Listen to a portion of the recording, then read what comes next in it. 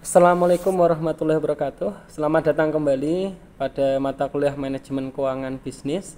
Perkenalkan, saya Mukti Prasaja sebagai tutor untuk mata kuliah ini.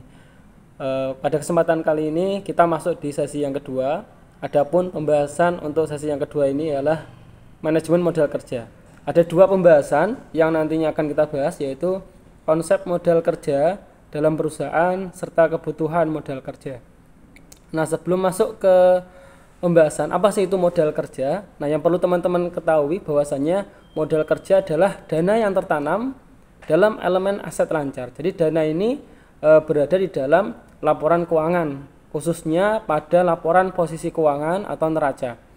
Nah, bagaimana caranya agar modal kerja itu terpenuhi? Nah, ini yang perlu teman-teman ketahui. Yang pertama, tentu harus dikelola dengan baik untuk kas yang ada di perusahaan. Jadi apabila ada kas masuk harus dikelola dengan baik. Begitu juga dengan kas yang dikeluarkan. Nah, itu harus terukur.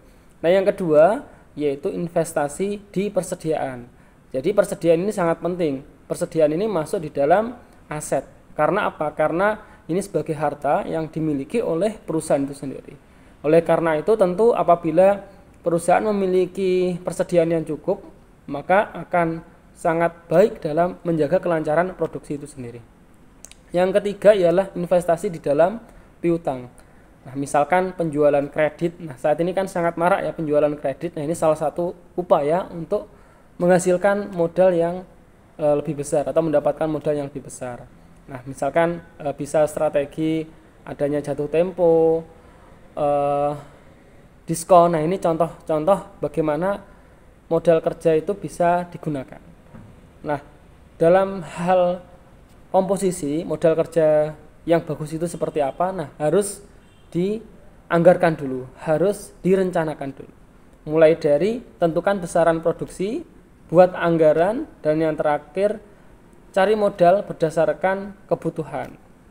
Nah, hingga akhirnya bisa dieksekusi untuk mencari modal tersebut. Baik, mungkin itu dari saya.